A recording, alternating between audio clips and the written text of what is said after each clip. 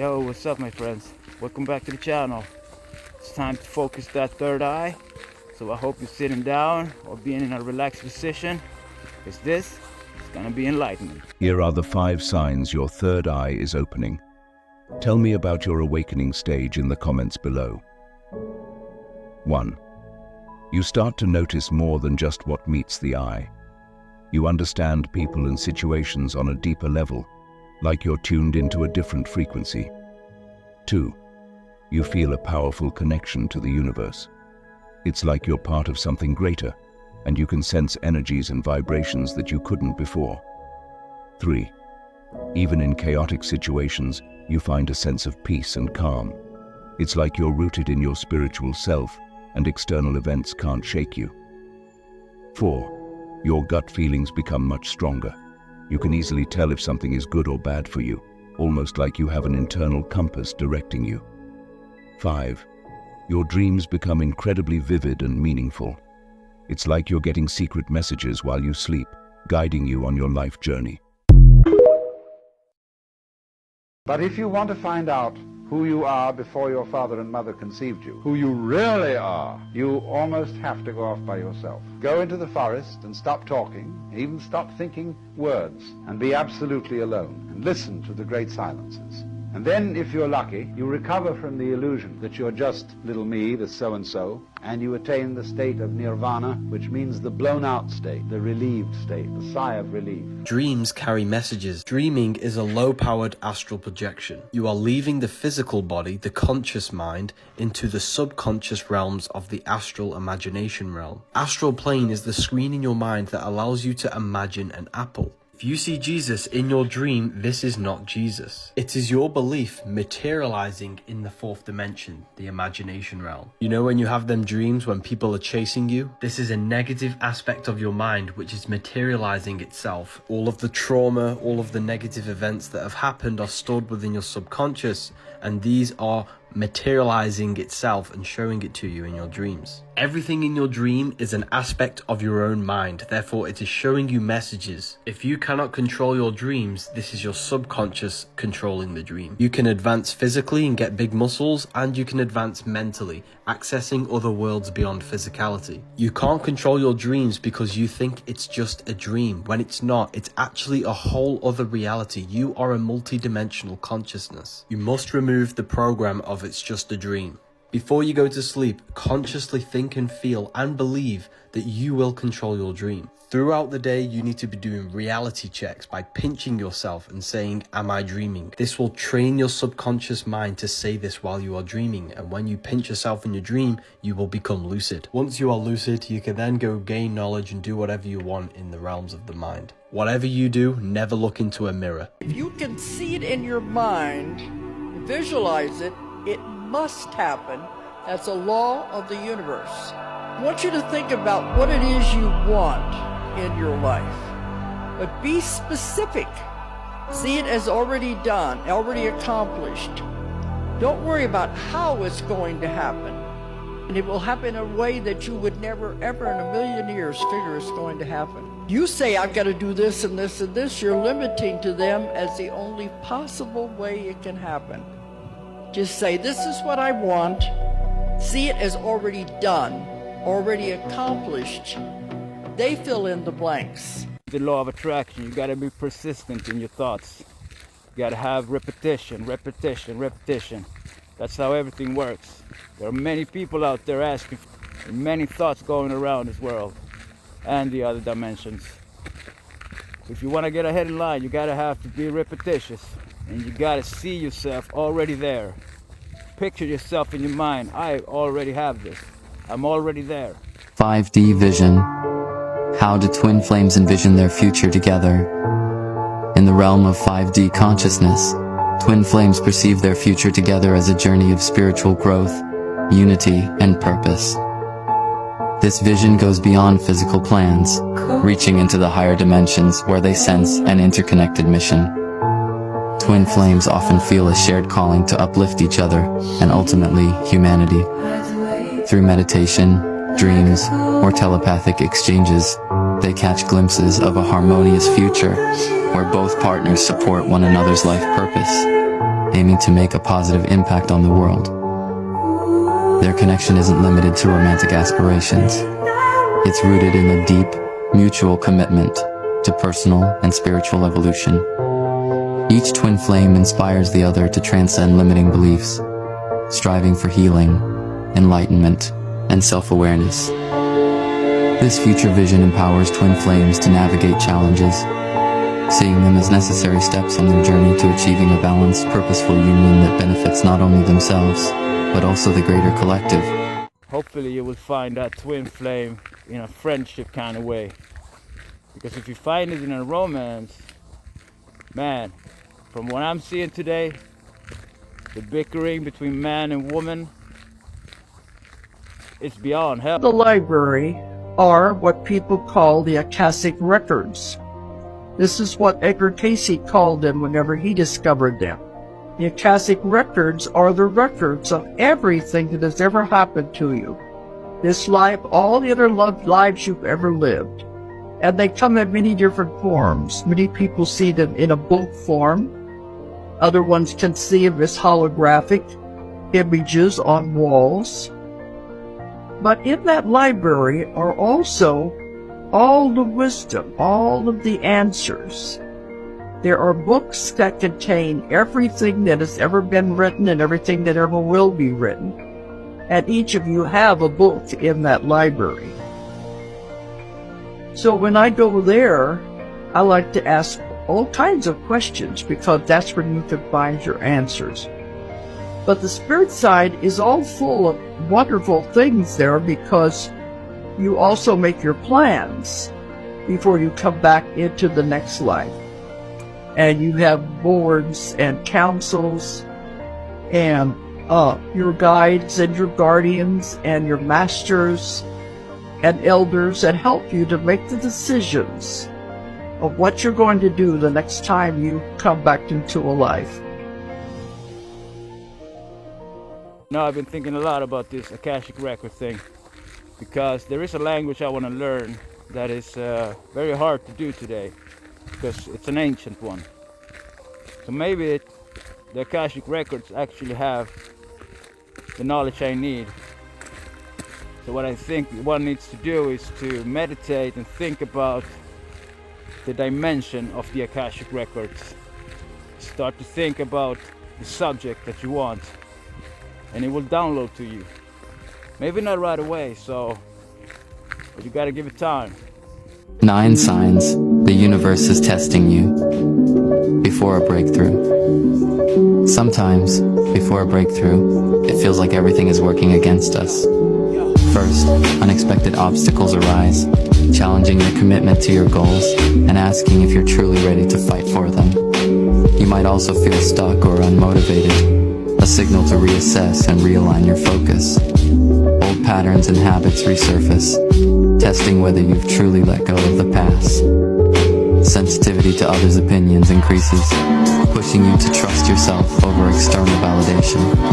You start seeing repeated signs, like angel numbers, or experience vivid dreams, all serving as messages guiding you forward. Relationships may feel strained, revealing who supports your journey and who doesn't. The urge to quit intensifies, tempting you to abandon your path. Feelings of isolation arise, encouraging self-reliance and resilience. Finally, doubt sets in, making you question if your dreams are achievable. These challenges, though uncomfortable, are the universe's way of ensuring you're ready. Stay grounded, embrace these tests, and trust that a breakthrough is near. Always remember to ground yourself, you know? There's a lot of places you can go, there's a lot of trees you can hug. I know it sounds quirky, but it works, trust me. Why do you think I'm out here all day? Well, maybe not all day, but you know what I mean. Go out to the woods if you have some around your houses or wherever you live. It's the best way to spend life. Yeah, I would ask you to take off your shoes, but I know you're not gonna do that. But you can at least sit down on some rock or some log that you can find. Because today everybody walks around in sneakers. you're not grounding. There's a book that's banned by the church, and it says there are 3 kinds of humans, and which one you are indicates how close you are to escaping the material world. First up, we have the Hylics, or the material humans. These kinds of humans are obsessed with the physical world and the here and now. According to the Tripartite Tractate, these kinds of people are going to return to the physical world again and again in a cycle of reincarnation. The second kind are called the Psychics, and not psychics like reading minds or predicting the future, but as in thinkers, people who think about themselves and existence. They're on the fence, caught between the physical world and something more. Third, we have the Pneumatics, or the Soul Seekers. These are the kinds of humans who are connected to the spiritual and the divine, always looking for deeper meaning and cosmic truths. They see past the illusion of the material world, and their souls are on the way to liberation. The big question is, which one are you? It's okay to want to have nice things in your life. Just don't let them take over it. Like Yoda said, you gotta train yourself to let go. But just to answer your question, I think I'm all 3. One easy technique helped me meditate deeply. An infinite silent sea of dazzlingly bright darkness. This is the closest I can get to describing deep meditation. Not the sit with your eyes closed for 2 minutes version promoted by success gurus, but true deep meditation, a gateway into Turiya or pure consciousness, a state most never unlock. We spend our lives in Jagrath, wakefulness, Svapna, dreaming, and Sushupti, deep sleep. But Turiya is deeper than sleep, and more alert than wakefulness. Research shows meditators sleep less but experience the same benefits as deep sleep. Meditation can be hard, especially for those with anxiety. But after learning the effortless technique of Sahaj meditation, I unlocked deeper states. Sahaj meditation doesn't involve forcing thoughts or focusing on the breath.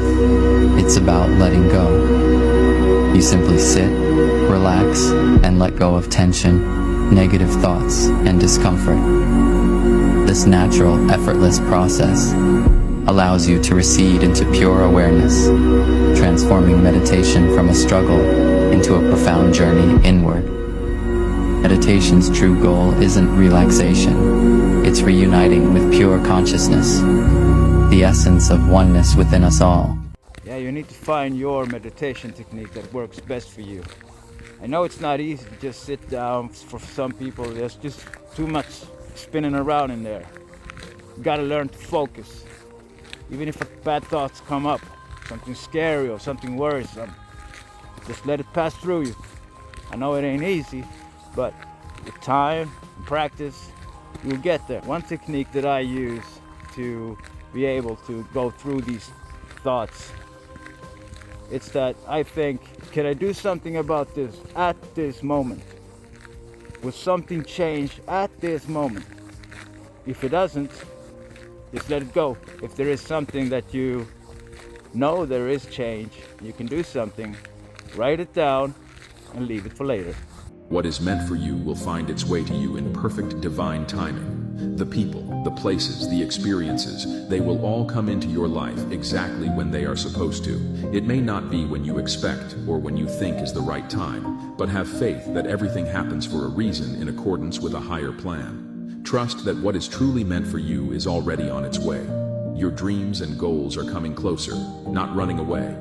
The relationships and experiences you are destined to have are being drawn to you even now. You may not always understand the timing of why things come into your life when they do, but you don't need to understand. Have faith in the divine timing of it all. Everything that is meant for you will unfold in its own perfect way. What is divinely aligned for you will find you. Be open, be patient, and have trust in your own destiny.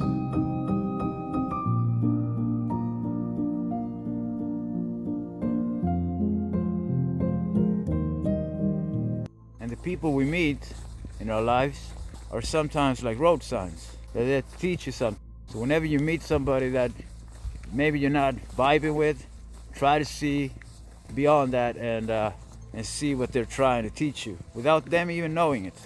Maybe they're just there to steer you into another direction. And try not to be so close-minded, because the teachings that are coming your way, they're gonna keep coming until you learn them. Here are 5 reasons the chosen ones cannot be around a lot of people. First, their energy is unique. It's like a radio frequency that not everyone can tune into. This unique vibration can cause discomfort for the chosen one when around too many people. Second, they are often empaths. They feel the emotions of others deeply, which can be overwhelming in large groups. Third, they're on a different path. Their journey towards spiritual enlightenment is not a common road, making it challenging to connect with many. Fourth, they need solitude for growth. Much like a caterpillar transforming into a butterfly, they require isolation to evolve. And fifth, they're sensitive to negative energy. In a world where negativity can be rampant, they prefer to keep their circle small and positive.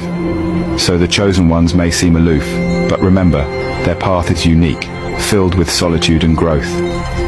You know, to be an empath is not always the most fun thing in life, because you sense everybody's energies, and you can tune into them unwillingly and start feeling, yeah, all kinds of things.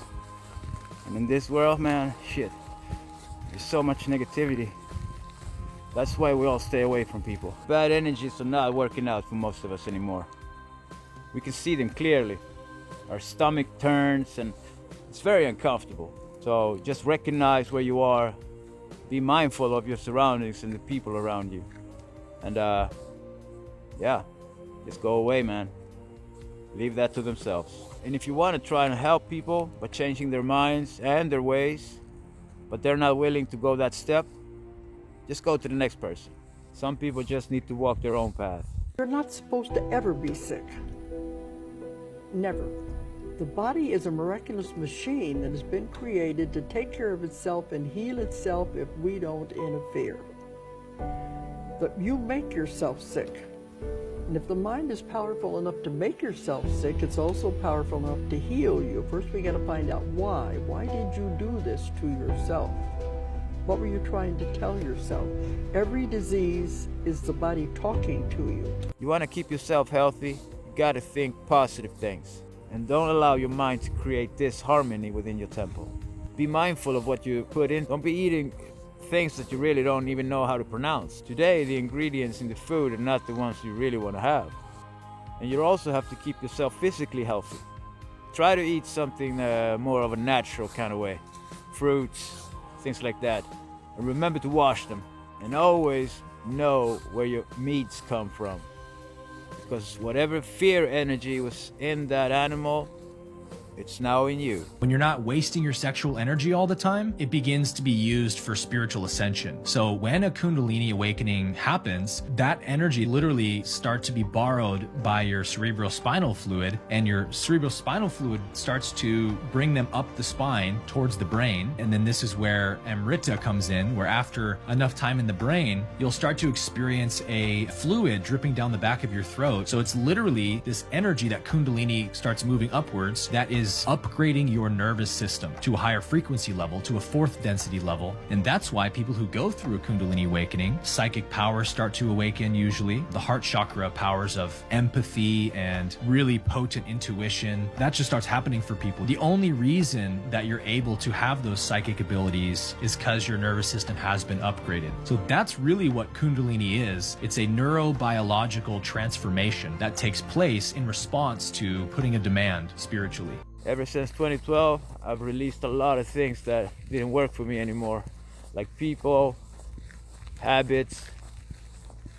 Yeah, man, I feel so liberated. But I still have ways to go. And I'm not going anywhere until I take as many of you as possible to the next stage. You gotta remember to vibrate higher. Vibrate positive. Like I said, when the shift happens, whatever your frequency is, that's where you're gonna be. There go down! Ah! Damn! No! Yeah! Go, buddy! Son of a bitch! I'm a car! God, go, buddy! Son of a murder! God dang it! All right, my friends, that's all I had to give you today. Remember to press that like button, and I'll see you all soon. Peace.